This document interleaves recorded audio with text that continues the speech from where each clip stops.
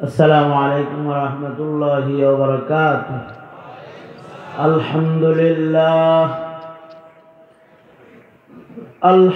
لله وكفى وسلام على عباده الذين اصطفى. أما بعد فأعوذ بالله من الشيطان الرجيم. بسم الله الرحمن الرحيم.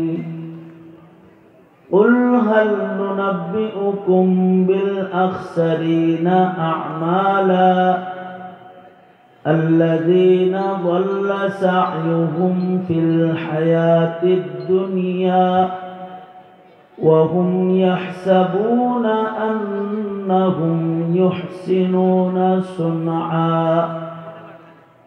وقال النبي صلى الله عليه وسلم: رب عمل صغير تعظمه النية رب عمل كبير تصغره النية، أو كما قال عليه الصلاة والسلام. اللهم صل على محمد وعلى آل محمد كما صليت على إبراهيم وعلى آل إبراهيم إنك حميد مجيد. اللهم بارك على محمد وعلى آل محمد كما باركت على إبراهيم وعلى آل إبراهيم إنك حميد مجيد. আল ফালাহ যুব সমাজের উদ্যোগে আয়োজিত 12তম শানের রিসালাত সম্মেলনের মোহতারাম সদর, মোহতারাম সভাপতি, উপস্থিত হযরত, বুজুর্গ, উলামায়ে কেরাম, সম্মুখপানে সমবেত দিন প্রিয়, ইসলাম প্রিয়, দিনদার, ইমানদার, মুমিন মুসলমান ভাইরা, পর্দার আড়াল থেকে আলোচনায় শামিল মা বোনেরা, আল্লাহর দরবারে শুকর, আল্লাহ তাআলা দ্বীনি নসিহতের মজলিসে উলামাদের সোহবতে জান্নাতের বাগানে দাওয়াত ও তাবলীগের নিসবতে আমাদের বসার তৌফিক দান করেছেন। কালিমাতুশ শুকর পড়ি, শুকরিয়া আদায় করি জবান খুলে, ভক্তি ভরে, সমস্বরে, আওয়াজ করে, মুহাব্বতে সকলে বলুন আলহামদুলিল্লাহ। গতকাল থেকে শুরু করে আজকে এ পর্যন্ত যোগ্য, বুজুর্গ, বিজ্ঞ, অভিজ্ঞ উলামা হযরতগণ পূর্ণ নসিহত, কোরআন ও হাদিস থেকে নূরানি নূরানি কথা আপনাদেরকে শোনাইছেন। আমি মাহফিলের একেবারে শেষ ভাগে দোয়ার সামান্য পূর্বে আপনাদের সামনে বসে গেছি। বরকতের নিয়তে সূরা কাহাফ থেকে 103 নম্বর 4 নম্বর আয়াত আপনাদের সামনে তিলাওয়াত করেছি। নবীজির হাদিস আপনাদের সামনে পেশ করেছি। এগুলোকে সামনে করে খুব সংক্ষেপে কিছু কথা আপনাদের কানে পৌঁছে দেওয়ার ইরাদা দোয়ার পূর্বে আল্লাহ তাআলা কিছু উপকারী কথা আপনাদের কানে পৌঁছাইবার তৌফিক দান করেন। আপনারা দোয়া করুন, বলুন আমিন। সূরা কাহাফ থেকে তিলাওয়াত করেছি। সূরা কাহাফ একটি গুরুত্বপূর্ণ সূরা, যে সূরা প্রতি শুক্রবারে তিলাওয়াত করার সুন্নত আমল রয়েছে। যদি কেউ ইয়াউমুল জুমআতে সূরা কাহাফ তিলাওয়াত করে তো তাকে আল্লাহ তাআলা দাজ্জালের ফিতনা থেকেও হেফাজত করবেন। সুবহানাল্লাহ, আওয়াজ করে জোরে করে বলেন। আর যদি কেউ ডেলি পড়ে তাহলে আমাদের আকাবিররা বলেন সাদিয়ানি ফিতনা, কাদিয়ানি ফিতনা, যত ফিতনা আছে সব ফিতনার থেকে আল্লাহ তাআলা হেফাজত করবেন। যত সূক্ষ্ম সূক্ষ্ম ফিতনা আসবে, যদি প্রতিদিন কেউ সূরা কাহাফ তিলাওয়াত করে তাহলে আমাদের বুজুর্গরা বলেছেন তাকে আল্লাহ তাআলা ফিতনায় ফেলবেন না। অনেক মানুষ আছে অনেক বুঝার পরে, অনেক জানার পরেও ফিতনায় পড়ে যায়। সূরা কাহফ যারা তিলাওয়াত করবে তাদেরকে আল্লাহ তাআলা ফিতনার থেকে হেফাজতে রাখবেন। এটা আল্লাহ পাকের একটা ওয়াদা নবীজির মাধ্যমে। হিসাব মতে তো এই আখিরি জমানায় যত পরিমাণ ফিতনা আছে, কিছু ফিতনা আছে চিনা যায় আর কিছু ফিতনা আছে চিনা যায় না। আমাদের ভেতরেই বসে আছে কিন্তু আমরা চিনতেছি না লোকটা ফিতনা, চিনা যেতেছে না, এরকম ফিতনা আছে। এই জমানাটা তো ফিতনার জমানা। আল্লাহর রাসূল ফিতনার থেকে হেফাজতের দোয়া করেছেন, আল্লাহুম্মা ইন্না নাউযু বিকা মিনাল ফিতান। আয় আল্লাহ, আমরা আপনার কাছে ফিতনার থেকে পানাহ চাই।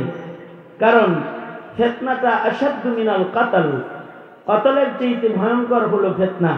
কারণ ফিতনা যখন শুরু হয়ে যায় তখন একটা কতল হয় না, কতল হাজার হাজার লাখো কতল হয়ে যায়। যেমন হাসিনা আওয়ামী লীগ ফিতনা, এটাও কিন্তু একটা ফিতনা গেছে, নতুন নতুন ফিতনা। সামনে আবার কোন ফিতনা যে আসবে আল্লাহ পাক ভালো জানেন। সামনে ফিতনা তো দিন যাইতেছে, বাড়তেছে। আমরা যত কিয়ামতের দিকে আগাবো তত ফিতনা কমবে না বাড়বে? ফিতনার থেকে বাঁচতে হইব তো। হাসিনা ফিতনার সময় কত মানুষ হাসিনারে বুজুর্গ মেন না, তারা অলি বুজুর্গ হয়ে গেল। তারা শেখ হাসিনাকে মনে করতো রাবেয়া বসি। এই জমিনে যদি কোনো অলি বুজুর্গ থাকে তাহলে তিনি হলেন শেখ হাসিনা, এরকম কি বয়ানেও শোনা যেত। তার মানে তারা হাসিনাকে চিনে নাই, জিনিসটা যে কি, মালটা যে কি, এটা তারা বুঝে নাই, চিনে নাই। ঠিক আছে না? চিনলে পরে কি এত গুণগান গাইত? কি কি গুণ গাইছে? 80 রাকাত নামাজ পড়ে, 70 রাকাত নামাজ পড়ে, তাহাজ্জুদ পড়ে, ইশরাকের নামাজ না পড়ে যায় নামাজ থেকে উঠে না। কত বড় ফিতনা চিনার কায়দা আছে। প্রতি উপজেলায় একটা করে মসজিদ নির্মাণ করেছে, তাবলীগের জায়গা, ইজতেমার জায়গা তারা দিচ্ছে, ইসলামিক ফাউন্ডেশন করে দিয়েছে, কওমি সনদের স্বীকৃতি দিয়েছে, সব হেরাই করছে। আলেমদেরকে স্বীকৃতি দিয়েছে, তাদের শিক্ষার মান তারা দিয়েছে, মাস্টার্সের মান দিয়েছে। এত কিছু বলে বুঝাইতো, যত যাই বলেন পুরুষ হইলে ক্ষতি হওয়ার যোগ্যতা ওনারই ছিল, এগুলো বুঝাইতো। কিন্তু আসলে তো ফিতনা যখন জাতি চিনে ফেলেছে, জাতির সকলে চিনে নাই।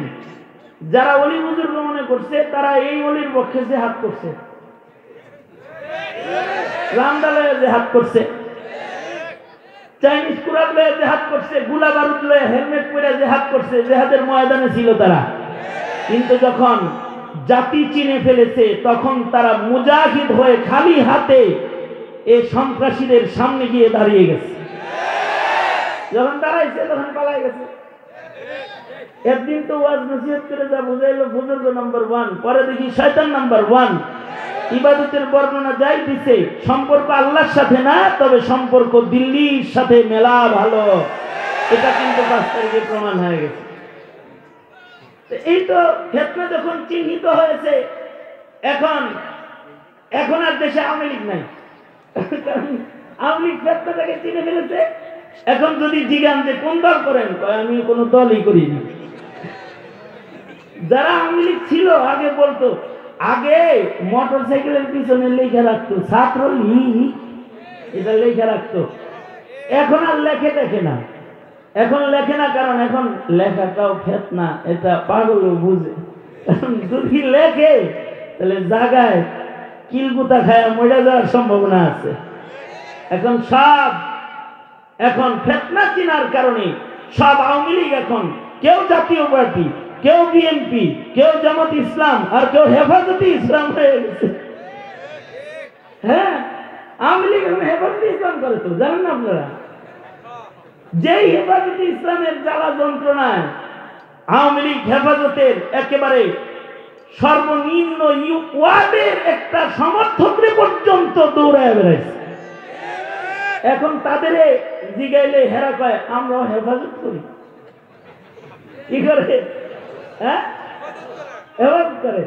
এটা কখন হয়েছে? যখন ফিতনা তারা চিনে ফেলেছে।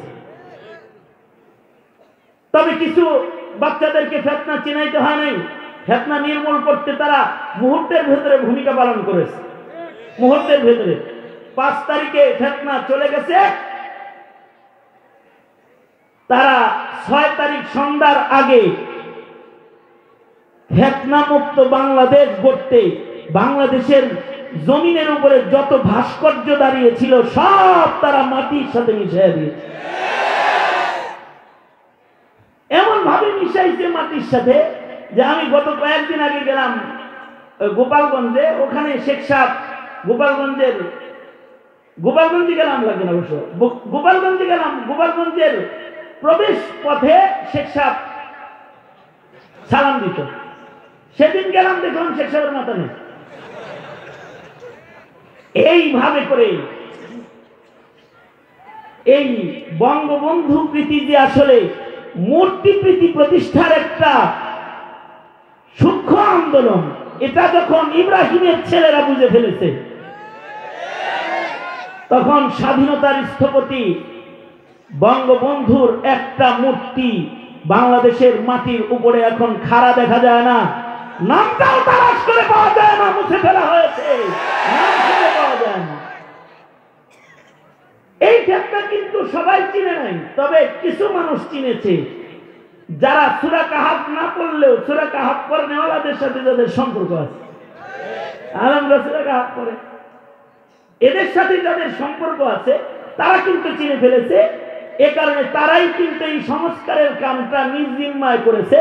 কারণ এদেশের একটা মূর্তিও মামুনুল হক ভাইঙ্গা মূর্তিরে বঙ্গোপসাগরে ফালায় নাই, বুড়িগঙ্গায় ফালায় নাই, ফজলুল করিম সাহেব, ফয়জুল করিম সাহেব, রেজাউল করিম সাহেব একটা মূর্তিকে ভাঙে নাই, মুহিবুল্লাহ বাবুনগরী সাহেব কোনো মূর্তি ভাঙে নাই, তার কোনো সমর্থকরা মূর্তি ভাঙে নাই, জামিয়া ইমদাদিয়ার কোনো শিক্ষক মূর্তির গায়ে টাচ করে নাই, এই শহরের কোনো মসজিদের ইমাম, এই দেশের কোনো মসজিদের মুয়াজ্জিনও মূর্তি ভাঙে নাই। মূর্তি ভেঙেছে যারা সূরা কাহাফ পড়ে না কিন্তু সূরা কাহাফওয়ালাদের সাথে সম্পর্ক রাখে, বাস সে স্কুলে পড়ে, কলেজে পড়ে, অথবা সে এটা লেবার, সে ফিতনা চিনে ফেলেছে।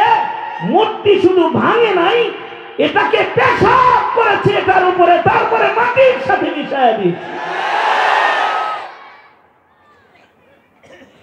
এই কারণে সামনে যে ফিতনা আরো আসবে না এর কোনো গ্যারান্টি আছে? বহুত ফিতনা আসবে। ফিতনার থেকে বাঁচতে হলে একটা আমল হলো সূরা কাহাফের তিলাওয়াত। সূরা কাহাফ তো 2-3 লাইন, কুল হল্লার মতো।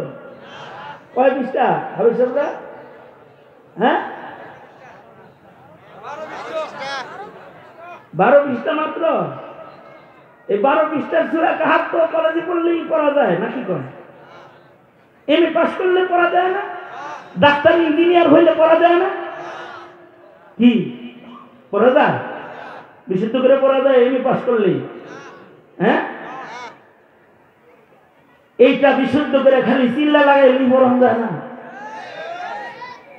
এইটা পড়তে মাদ্রাসায় পড়তে হয়, বিশুদ্ধ করে পড়তে, সুন্দর করে পড়তে, অথবা মাদ্রাসাওয়ালার খাস ছাত্র হইতে হয়, তখন সে পারে, তখন সূরা কাহাফ পড়তে পারে। আমাদের সন্তানরা তো কুল ওয়াল্লাহ সূরা পড়া পারে না এখন, কারণ 16 বছর আওয়ামী লীগ সব মক্তব বন্ধ করে কেজি স্কুল নামক পাজি স্কুল চালু করে দিয়ে গেছে বাংলাদেশ। মক্তবেই পড়ে নাই যে বাচ্চা সূরা কাহাফ পড়বে করতে গেছে। বাচ্চাদেরকে ফিতনার থেকে বাঁচতে এখন যেটা শিখাইতে হবে সেটা হলো তিলাওয়াতুল কোরআন। কি শিখাইতে হবে? জোরে আওয়াজ করে বলেন, তিলাওয়াতুল কোরআন। বিশুদ্ধ তিলাওয়াতুল কোরআন যারা শিখবে তারা ফিতনার থেকে বেঁচে যাবে। আপনারা দেখেন যারা কাদিয়ানি ফিতনার পেছে পড়ছে, নাস্তিকবাদের ফিতনার পেছে পড়ছে, মওদুদীদের ফিতনার পেছে পড়ছে, অথবা সাদিয়ানি ফিতনার পেছে পড়ছে, যা দেখবেন, যত ফিতনা দেখবেন, এই ফিতনার মূল কারণ হলো ফিতনা না চিনা, মূর্খতার কারণে ফিতনা চিনতে পারে না তারা। আর ফিতনার থেকে বাঁচতে, ফিতনা মুক্ত জীবন গড়তে ইলমে দ্বীন লাগে। কমাস কম সূরা কাহাফ তিলাওয়াত করার যোগ্যতা লাগে। কি লাগে? সূরা কাহাফ তিলাওয়াত করার যোগ্যতা লাগে। বুঝার যোগ্যতা না হইলেও পড়ার যোগ্যতা লাগে। কারণ যারা সূরাতুল কাহাফ প্রতি জুমায় তেলাওয়াত করবে তাদেরকে আল্লাহ তাআলা দাজ্জালের ফিতনা থেকে হেফাজত করবে। সুতরাং সূরা কাহাফ তেলাওয়াত যেন করতে পারে সন্তানরা, চেষ্টা করবেন তো? কারা কারা চেষ্টা করুন? হাত তোলেন দেখি। দোনাত তোলেন, দোনাত তোলেন, সুন্দর করে তোলেন, সুন্দর করে তোলেন। কি সরকারের ভরসা করবেন যে আপনার ছেলের সরকার কোরআন পড়া শিখাইব?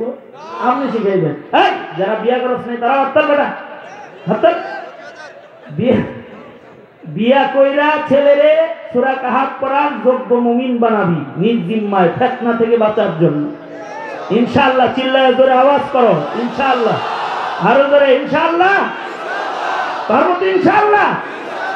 আল্লাহ তাআলা তৌফিক দান করেন, আমিন। একেবারে সংক্ষেপ করে কিছু কথা সূরা কাহাফ থেকে দুটি আয়াত তিলাওয়াত করেছে। এক সাহাবী রাতের বেলায় সূরা কাহাফ তিলাওয়াত করতেছে। হাদিসে আছে সাহাবী যখন সূরা কাহাফ তিলাওয়াত করতেছে, সাহাবী দেখে তার ঘরের ভেতরে উপর থেকে কি যেন নিচে নামতেছে, আর তার ঘরের কোণে বান্দা তার ঘোড়াটা লাফালাফি করতেছে, ঘোড়া লাফাইতেছে। ঘোড়া যে ঘরের ভেতরে লাফাইতেছে, সাহাবীর জন্য এটা ভয়ের কারণ হলো ঘোড়া আর সাহাবী তিলাওয়াতের মাঝখানে তার ছোট্ট বাচ্চাটা ঘুমাইতেছে। তার মানে একটা মাত্র ছোট্ট ঘর, যার ভেতরে বসে সাহাবী সূরা কাহাফ পড়তেছে, তার ঘোড়া ঘরের এক কোণে বান্দা আছে, আর সাহাবী সন্তানটা ঘোড়া আর তার মাঝখানে ঘুমাইতেছে। সাহাবী ভয় পেয়ে গেলেন, ঘোড়া যদি লাফাইতে লাফাইতে সন্তানের উপরে এসে পাড়া দেয়। সাহাবী কোরআনে কারীমের তিলাওয়াত বন্ধ করে দিলেন, ঘোড়ার লাফালাফি বন্ধ হয়ে গেল। উপর থেকে আলোর মতো যেটা আসতেছিল এটাও বন্ধ হয়ে গেল। আগের জমানার ঘর আমাদের ঘরের মতো বড় স্কয়ার ফিট ঘর না,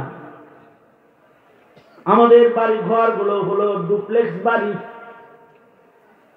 আমাদের ঘর বড় জোড়া ফ্ল্যাট। আমাদের ঘরের ভেতরে চাইল্ড রুম আলাদা আছে, বাচ্চাদের শয়নকক্ষ আলাদা, মা বাবার শয়নকক্ষ আলাদা, গেস্ট রুম আলাদা, কিচেন রুম পাকের রুম আলাদা, ডাইনিং রুম আলাদা, খাবারের রুম আলাদা, ড্রয়িং রুম আলাদা। এমনকি আমাদের ঘরের ভেতরে এখন ঘর আমাদের এত বড় যে আমাদের ঘরের ভেতরে মেকআপ রুম, ড্রেসিং রুম আলাদা। এখনকার ভদ্রলোকের ঘরের ভেতরে একটা রুম আছে ড্রেসিং রুম, এখানে ওনার বিবি মেকআপ করে, কাপড় পাল্টায়, ড্রেসিং রুম। কিন্তু মুসলমানের বাচ্চা ইহুদির নকল করে কত রুম বানাইছে, কিন্তু ঘরের ভেতরে প্রেয়ার রুম, নামাজ রুম নাই। ঠিক আস্তে করে জোরে আওয়াজ করে বলেন, ঠিক না? ঠিক করে বলেন। ঘর কিন্তু মুসলমানের ঘর, কিন্তু তার ঘরে প্রেয়ার রুম নাই। তার ঘরের ভেতরে সুন্দর বাথরুম আছে। আশ্চর্য বিষয়, বাথরুমের ভেতরে সুইমিং আছে। শুইয়া গোসল করবো, ছোট্ট একটা বাথরুম, তার ভিতরে শোয়ার জায়গা আছে, বালিশ লইয়া শুইয়া এনে গোসল করবো। কাফের মুশরিকদের নকল করে উলঙ্গ হয়ে পানির ভেতরে শুয়ে গোসল করার শখ তার জীবনে আছে। কিন্তু আজব মাসআলা হলো তার ঘরের ভিতরে ওযু করার একটা জায়গা নাই। এমনকি তার ঘরের কোনো ঘরে 2 রাকাত নামাজ পড়ার কায়দা নেই। আমার এক মুসল্লি আমারে দাওয়াত দিছে, হুজুর সুন্দর একটা বাড়ি করছি, একটু দোয়া করে দেন। আমি এর বাড়ি দোয়া করতে গেছি, বাড়ি ঘুরা ঘুরা আমারে দেখায় সুন্দর আর্কিটেক্ট ডিজাইন করে ক্যালিগ্রাফি করে সুন্দর করে সাজাইছে বাড়ি। বাড়ির ভিতরে কুত্তার বাচ্চা আরো সুন্দর করে সাজাইছে।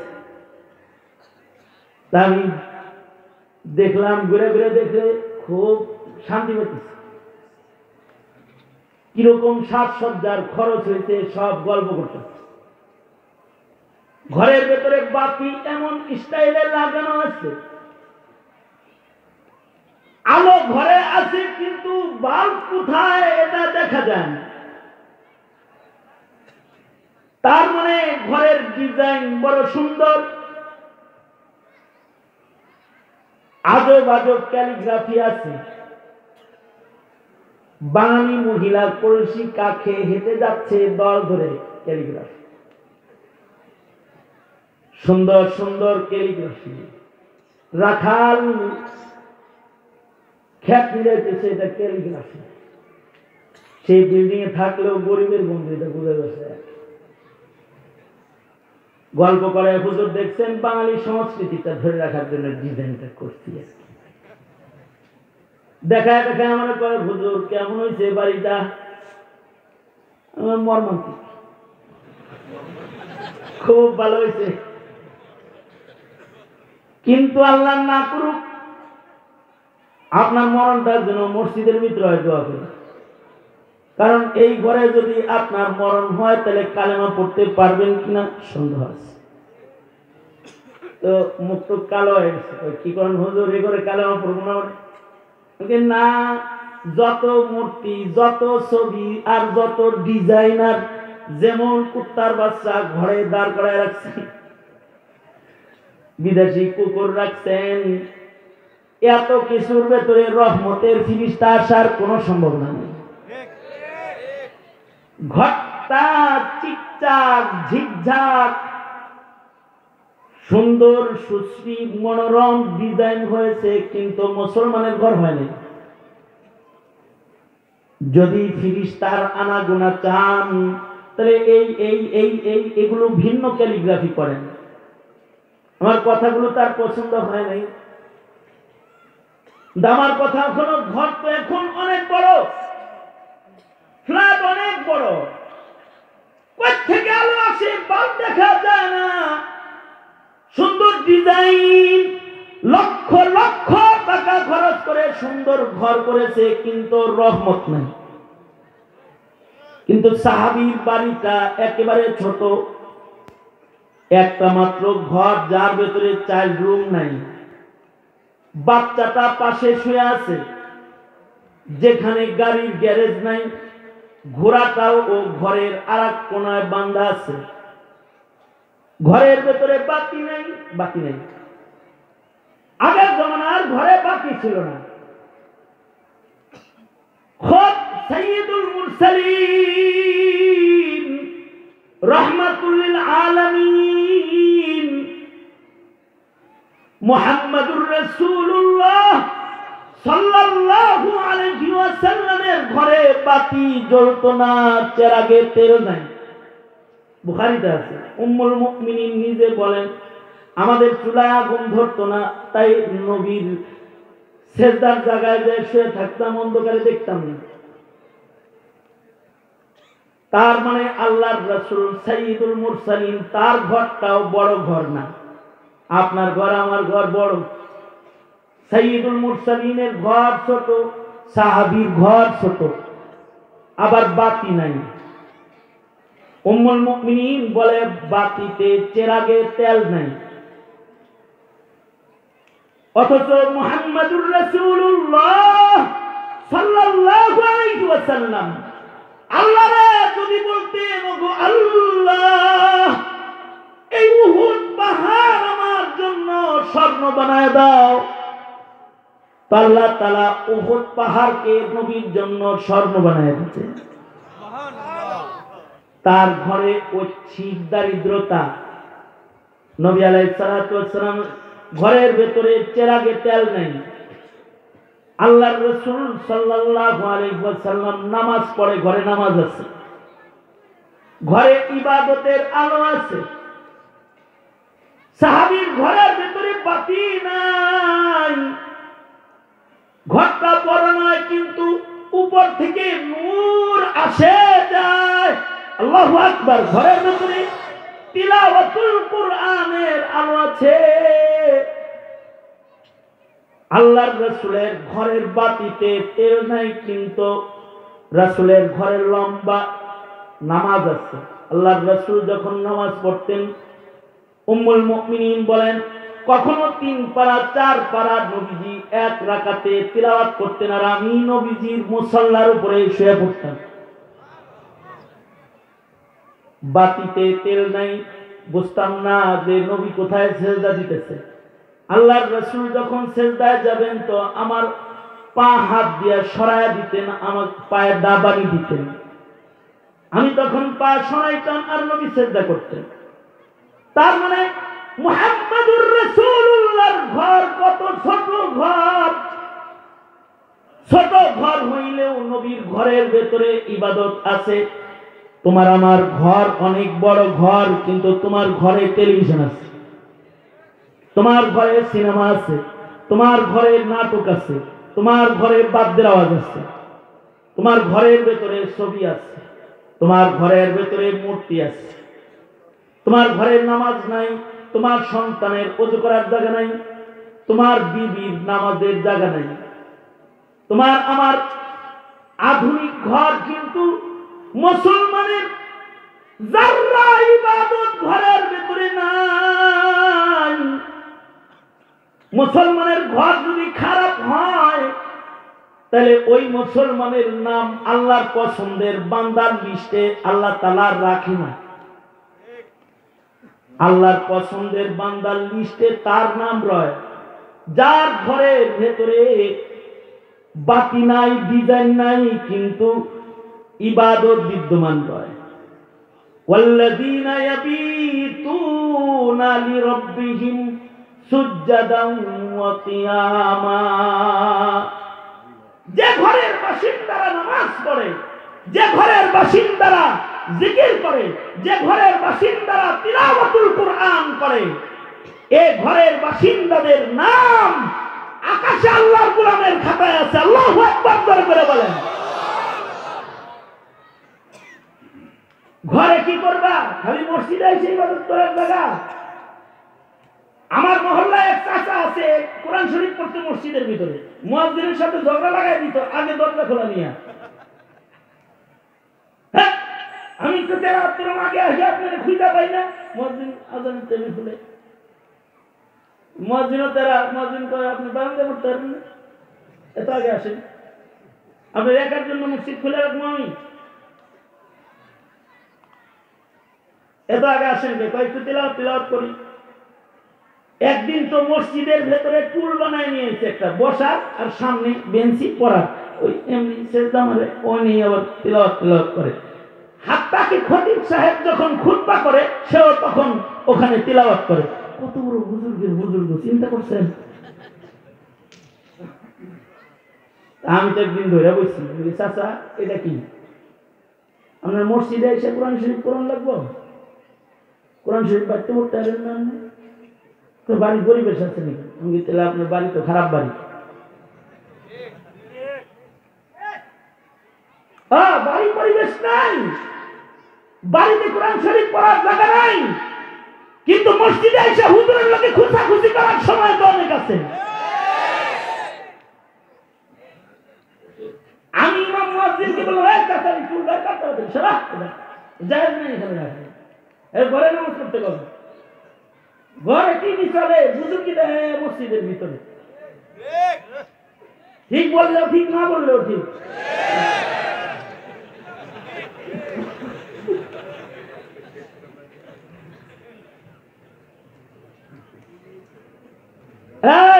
সমাজ ভদ্রলোকের মতো বাড়িঘর বানাইস তোরা? কি কথা বলো না কেন? জোরে আওয়াজ করে বলো না কেন? বাড়িঘর ভদ্রলোকের বাড়িঘর বানাবা, মুসলমানের বাড়িঘর বানাইবা। মুসলমানের আরে মানে ৩২০০ স্কয়ার ফিট ফ্ল্যাট, এর ভিতরে গোসল করার জায়গা, গোসল করার জায়গা নেই, মানে সুইমিং পুল আছে ঘরের ভিতরে, গোসল করার একটা বসার জায়গা নেই। এগুলো মুসলমানের ঘর না। ঘরের ভেতরে ইবাদত চালু করো। যে ঘরে ইবাদত হয় না ওই ঘরে নাস্তিকতা ঢুকে যায়, মনে রাখো। যে ঘরে কোরআন তেলাওয়াত ঢুকে না ওই ঘরের ভেতরে নোবেল বই ঢুকে যায়, তাসলিমা নাসরিন ঢুকে যায়। কথা বলেন, আওয়াজ করে জোরে বলেন, ঠিক না? ঠিক করে বলেন। দুষ্ট বই ঢুকে যায় ওই ঘরের ভেতরে। ঘরকে ইবাদতের বানায়। আল্লাহর রাসূল সাল্লাল্লাহু আলাইহি ওয়াসাল্লাম ঘরে ইবাদত করতেন, ঘরে বাতি ছিল ইবাদত। কারণ মুমিনের আসল বাতি হলো তার ঈমান, আসল বাতি হলো তার ইবাদত। ইবাদতের বাতি দিয়ে সে পুলসিরাত পার হবে। পুলসিরাত পার হওয়ার ইবাদতগুলো কত শক্তিশালী ইবাদত হইতে হবে। সবার ইবাদত শক্তিশালী না। আল্লাহ বলে, কুল নবী বলে দেন, হাল নুনাব্বিউকুম বিল আখসারিনা আ'মালা আল্লাযীনা দাল্লা সা'য়ুহুম ফিল হায়াতিদ দুনিয়া ওয়া হুম ইয়াহসাবুনা আন্নাহুম ইহসিনুনা সুনআ। ইবাদত করলে সেই ইবাদত দিয়া ওলি হয় না। হাসিনার মতো ইবাদত করলে ওলি হওয়া যায় না ইবাদত দিয়া। মুনাফিকরাও ইবাদত করেছে, ওই ইবাদত দিয়া ওলি হওয়া যায় না। ওলি হইতে হলে নূরওয়ালা ইবাদত করতে হয়। সাহাবী কোরআন পড়ে, নূরওয়ালা কোরআন। নবীজি ইবাদত করতেছেন নূরানি নামাজ। আল্লাহর রাসূল সাল্লাল্লাহু আলাইহি ওয়াসাল্লামের নামাজ এক পাওয়ারফুল নামাজ। নামাজরত হাবিবে কিবরিয়ার ঘরে ছাদ থেকে আলো পড়তো। আল্লাহু আকবার, আকাশ থেকে আলো পড়তো। সাহাবায়ে কেরামের নামাজ এমন আলোকিত নামাজ ছিল, তারা ঘরে নামাজ পড়ে সালাম ফিরাইলে তাদের সাথে ফেরেশতারা মুসাফা করত। আমল শক্তিশালী। তারা নামাজ পড়ে সালাম ফিরানোর সাথে সাথে ফেরেশতারা তাদেরকে জান্নাতের বাশারাত দিত। ইবাদত পাওয়ারফুল ইবাদত। আল্লাহর রাসূল সাল্লাল্লাহু আলাইহি ওয়াসাল্লাম নামাজ পড়েন আর হযরত আয়েশা ঘুমায়তো নবীজির সিজদার জায়গার ভিতরে। তাও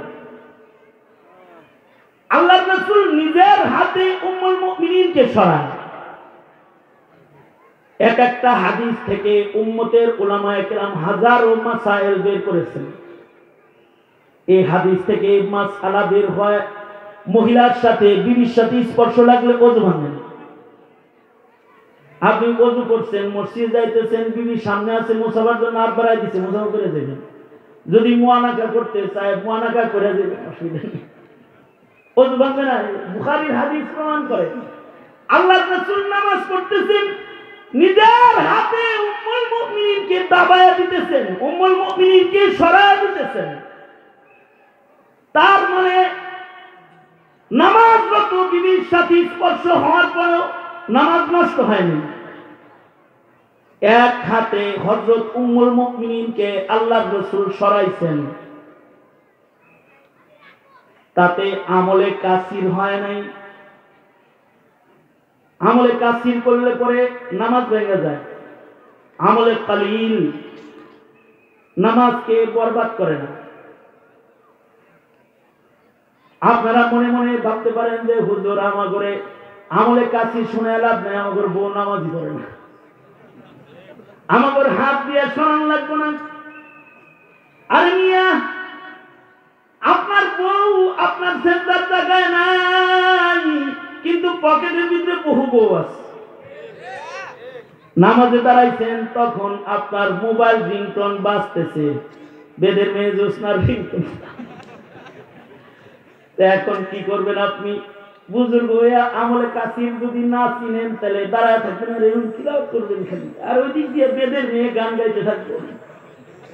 আপনার নামাজ তো যাইব, আপনার মসজিদের মুসল্লিদের সবার নামাজ যাইব। তাহলে বিবি আপনার যায় নামাজে সুখ আর না সুখ আমলে কাসির চিনার দরকার আছে না নাই? এই হাদিস থেকে আমলে কাসির আর আমলে কালিলের পরিচয় বের হয়। তর্জমা দেখা মাসালা বাইর করুন যায় না, তবে আপনি বাইর করতে পারবেন না। মাসালা বাইর করতে আমি এটা দিয়ে মুফতি সাহেব লাগবে, মুফতি সাহেব এখান থেকে মাসাইল বাইর করবে। কারণ মাসাইল এত সস্তা জিনিস না, চিল্লা লাগায় মাসলা বের করা লাগে।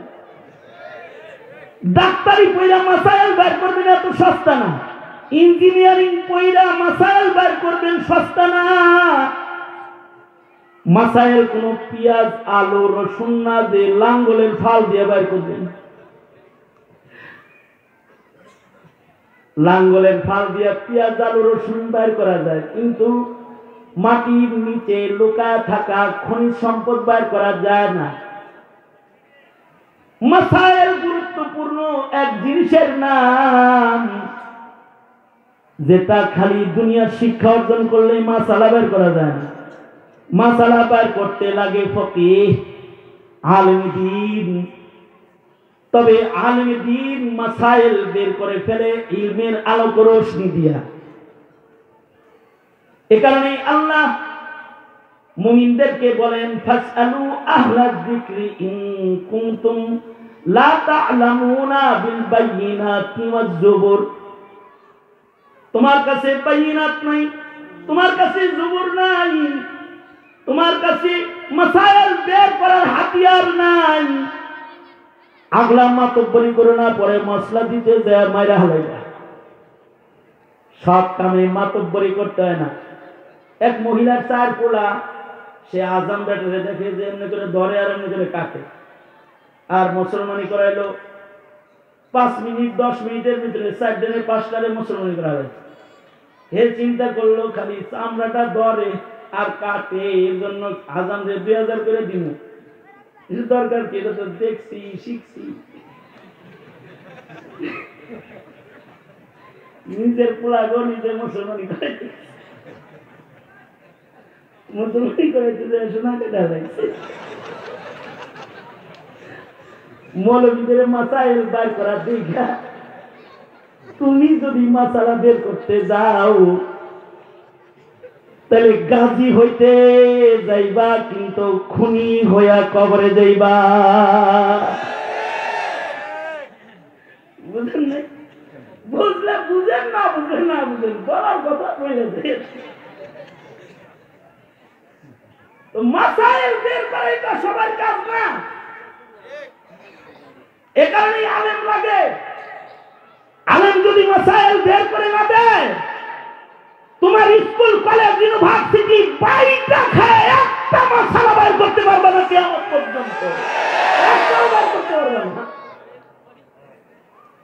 কিন্তু মৌলবী তোমাকে আমলে কালিল চিনায়া দিবে এক হাদিস দিয়ে। তার মানে তোমার পকেটে যদি এখন মোবাইল বাজে, নামাজ পড়তো তুমি, তখন তুমি কি করবা? যদি মোবাইলটা এমন জায়গায় থাকে যেখান থেকে বের করতে 2 হাত লাগে, তাহলে আমলে কাসির। তুমি নামাজ ছাইরা দিয়া হইলেও তোমার মোবাইল বন্ধ করে মসজিদের সবার নামাজকে তুমি বাঁচাইবা, কারণ মসজিদে বাদ্যের আওয়াজ কবিরা গুনাহ। আর যদি এক হাতে মোবাইলটা এক হাতে বাইর করছে, টিপ মারছি বন্ধ হয়ে গেছে, আমলে কালিল, নামাজ নষ্ট হয় না। এক হাতে যেটা করা হয় এটা আমলে কালিল।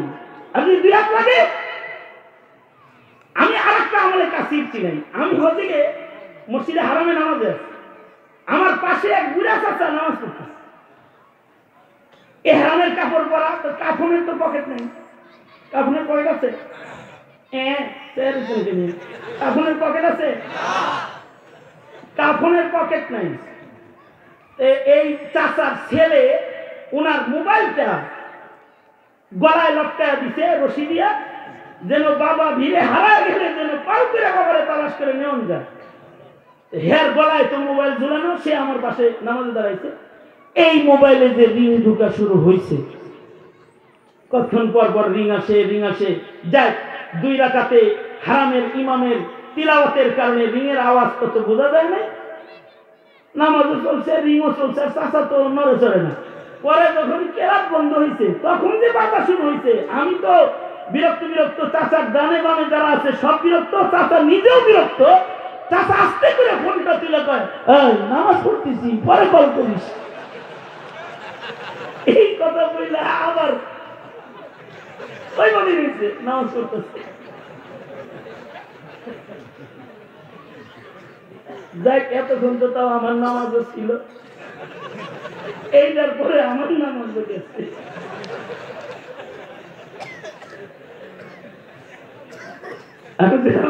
আপনি কি নামাজ পড়লেন? এটা আপনি নামাজও পড়েন, আবার কন যে আমি নামাজ পড়তেছি, পরে কল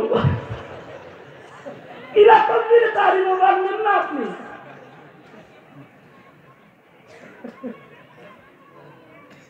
আমি বললাম হজে আইছেন, চিল্লা লাগান নাই, লেখাপড়া তো করছেন, রিটায়ার্ড পারসন। জি, রিটায়ার্ড পারসন, হজে আইছেন, মাসাইল এতটুকুন জানেন না, নামাজ পড়ার আদত নাই, চিল্লা লাগান নাই, একটু তবলিগে সময় দেন নাই, ইমাম সাহেবের সাথে মনে হয় খালি ক্যাটক্যাটি করছেন হারা জানুন, কোনদিন একটা মাসালা শিখে দেন নাই। মৌলবীদের সাথে আপনার সম্পর্ক ছাত্র আর উস্তাদের সম্পর্ক, যদি একটু ছাত্র উস্তাদ হয়ে থাকতেন তাহলে আজকে ফোন ধরে এটা বলতেন না, নামাজ পড়তেছি, পরে কল করিস, এটা বলতেন না। আমলে কাসির ছেলেরা আমলে কাসিরও চিনায়, আমলে কালিলও চিনায়। অবশ্যই এই আমলে কাসিরও নামাজের প্রথম যুগে, নামাজ যখন প্রথম এসেছে মেরাজ থেকে, ওই যুগে একটুকুনো জায়েজ ছিল। এক সাহাবী আর এক সাহাবীরে মসজিদে জিগাইতো, এই কয় রাকাত হইছে? 3 রাকাত। দাঁড়া, বলতো যে 1 রাকাত হইছে, 2 রাকাত হইছে। নামাজের ভিতরে কত কথা কয়ে আবার ও পড়তে হয়, ও পড়তো। পরবর্তীতে নামাজের পরিপূর্ণ মাসাইল যখন এসে গেছে, তো নামাজ ভাঙ্গার কারণের ভেতরে একটা হলো আমলে কাসির করা। আমাদের বাচ্চা মক্তবের ছেলেদেরকেও শিখানো হয়, নামাজে আমলে কাসির করলে নামাজ নষ্ট হয়ে যায়। এবার আপনারা বলেন, শক্তিশালী আমল করতে মাসাইল দরকার আছে না নাই? আরো জোরে আওয়াজ করে বলেন, আছে না নাই? যত খুশু খুজুলে নামাজ পড়েন, যদি মাসালা না জানেন তাহলে নামাজে প্যাস লাগে। আমলে কালিল আর আমলে কাসির চিনবেন না। 3 নাম্বার কাতারে নামাজে দাঁড়াইছেন, আর দ্বিতীয় কাতার থেকে একজনের ওযু চলে গেছে। বুঝলেন কি বুঝছেন? হ্যাঁ, ঠিক আপনার সামনে একজন হাওয়া আপনার সামনে যিনি আছে, হ্যাঁ হাওয়া গেছে, চাকা পাঞ্চার। এতটুকু মাসালা জানে সে যে হাওয়া পাঞ্চার অবস্থায় গাড়ি চালান দেন, সুতরাং আমার নামাজ এখন আর চলবে না। আপনারা যখন সেজদায় গেছেন, সামনের থেকে হে লাফায় লুফায় উঠতে আবার উজু করতে গেছে, আই আবার শেষ একটা দড়ি এসে ধরছেও, কিন্তু হের পিছে যে দাঁড়ানো আছে তার মাসাইল জানা নাই। সে সামনে খালি জায়গা রাখে খুব কাটপিট হয়ে নামাজ পড়তেছে। সে যদি মাসাইল জানতো তাইলে সে বেশি সওয়াবের ভাগটা ধরতে পারত। তার সামনে যে ফাঁকা জায়গাটা হয়েছে, 2 কদম হেঁটে যদি সে সামনে চলে যেত, তার এতটুকু আমলে কালিল দিয়া তার নামাজ নষ্ট হতো না। দ্বিতীয় কাতারে নামাজ পড়ার সওয়াব নামাজরত অবস্থায় সে দখল করতে পারত। আল্লাহু আকবার করে বলে, এই নেকি কম হইল না বেশি হইল? প্রথম কাতারের মুসল্লির সওয়াব বেশি না 3 নাম্বার কাতারে? 2 নাম্বার কাতারের মুসল্লির সওয়াব বেশি না 3 নাম্বার কাতারে? হ্যাঁ, তো সামনে খালি জায়গা ছিল, শুধু হাইটা যে নামাজেও যাওয়া যায় এই কথাটা কোনো মোল্লার কাছ থেকে শিখে নাই, এজন্য সবটা দখল করতে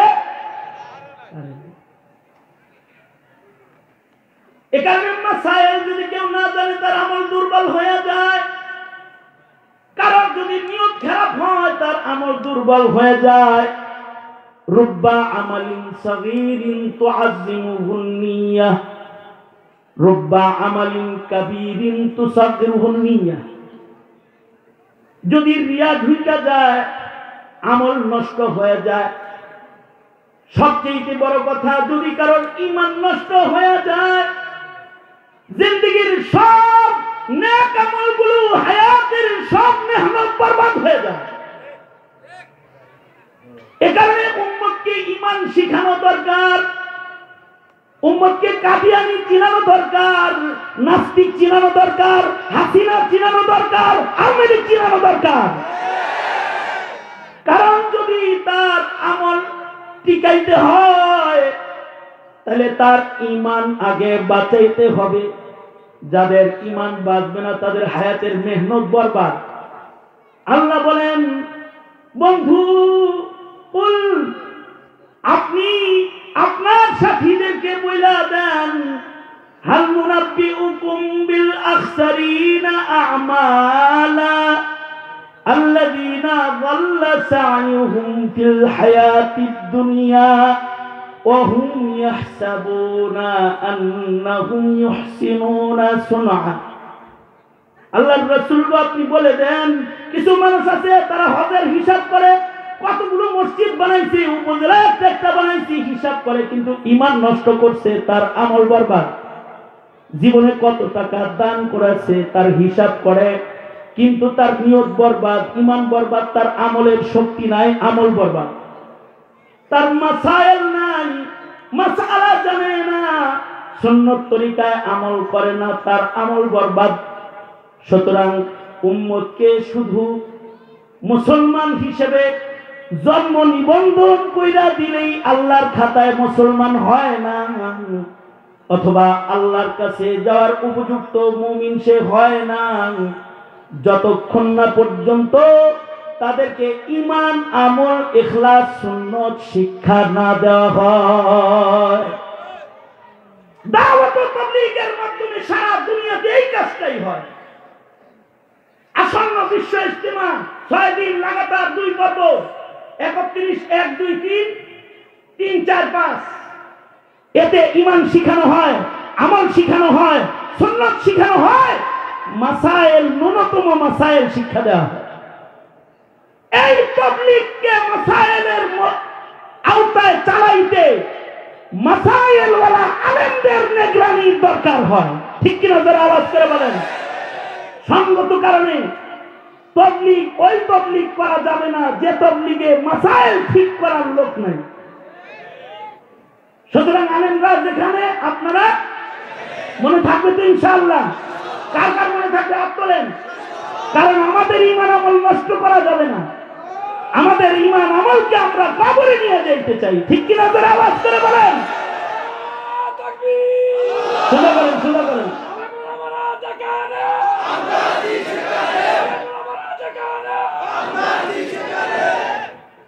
সোজা করে না, আমার লগে কোন দোয়া রাখ দিয়া, আমি যেমনে কই হেমনে। যেই তাবলীগে আলেম ওলামা নাই ওই তাবলীগে আমরা নাই। কি লেগে এই এতক্ষণ কি বুঝাইছি আমি, ওয়াজ বুঝছেন তো? কি লেগে, কি লেগে, কি লেগে, কি জন্য? ওরা মাসালা জানে না, ওরা গাজী বানাইতে যায়, পাজি বানায় ফেলবে, খুনি বানায় ফেলবে। ঠিক কিনা যারা আওয়াজ করে বলেন। মুজাহিদ বানাইতে যায়, জঙ্গি বানায় ফেলবে। কারণ কি? মাসালা জানে না। ঠিক কিনা যারা আওয়াজ করে বলেন। এমনি এমনি যেই খানকায় আলেম ওলামা নাই সেই খানকায় আমরা নাই। কারণ এরা ইখলাস শিখাইতে যায়, অন্য কিছু শিখাইয়া দিবে। ঠিক ঠিক আসতে করে কোনকে জোরে আওয়াজ করে বলেন। ঠিক করে, ঠিক করে বলেন। এই লাস্ট এন্ড ফিনিশিং কথা এটা, সেটা হলো যেই রাজনীতিতে আলেমের সমর্থন নাই, লাঠি মারি ওই রাজনীতির চৌকাতে বারবার বারবার বারবার বারবার। কারণ হলো আলেম সমর্থিত রাজনীতি ছাড়া শাহজালালের মাটিতে নাস্তিকতার চাষাবাদ করা যাবে, বেঈমানির চাষাবাদ করা যাবে, ইমানদার মুসলমান বানানো সম্ভব হবে না। ঠিক কিনা? তারা আওয়াজ করে বলেন।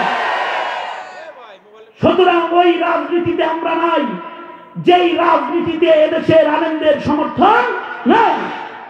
বিগত দিনে আওয়ামী লীগ আলেমদের সাথে ধৃষ্টতা দেখে যে বেআদবি করেছে আর যে ভুল করে দেশ থেকে বিতাড়িত হয়েছে, সামনে যারা রাজনীতি করতে আইবেন বুঝা শূন্য রাজনীতি করতে আইছেন, আলেমদের সাথে তামাশা করে রাজনীতির কথার বুলি নিয়ে সুন্দর সুন্দর শিখানো বুলি নিয়ে মুসলমানের মাটিতে রাজনীতি করতে আসবেন না। যদি ধোঁকাবাজি করেন হাসিনার মতো আপনাকেও তারা বিদেশ পাঠিয়ে দেওয়া হবে। এটা হলো শেষ কথা। সুতরাং এদেশের আলেমরা যদি আপনাদেরকে ডাক দেয়, আপনারা যে কোনো পরিস্থিতিতে, যে কোনো সময়ে, যে কোনো ভূমিকায় অবতীর্ণ হতে এই আল ফালাহ যুবকদের আয়োজনের ডাকে সারা দেওয়া যুবকের কাফেলা, কিশোরগঞ্জের মধ্যে মুজাহিদের কাফেলা, তোমরা রাজি থাকবা তো ইনশাআল্লাহ?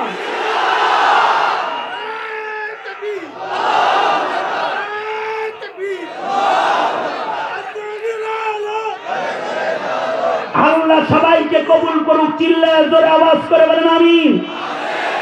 সুতরাং যারা আগামীতে নির্বাচনে আসবেন তাদেরকে আমরা বলবো, নির্বাচনী ইশতেহারে কাদিয়ানীকে কাফের ঘোষণা করার ইশতেহার নিয়ে আগমন করুন। আওয়াজ করে জোরে বলেন ঠিক না ঠিক? জোরে আওয়াজ করে বলেন।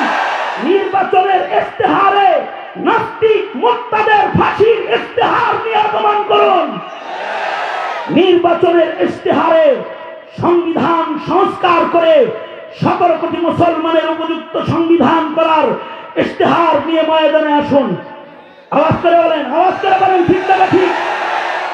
নির্বাচনে যারা আসবেন তার আমার বাংলার মুসলমান ইমানদারদের নতুন প্রজন্মের ইমানের পাহারাদারির ওয়াদার ইশতেহার নিয়ে আসুন, সমর্থন পাবেন।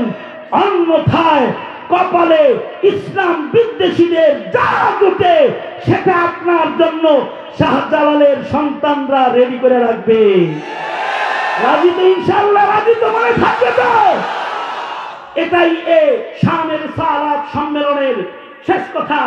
আল্লাহ সবাইকে কবুল আর মঞ্জুর করুক, আমিন বলেন।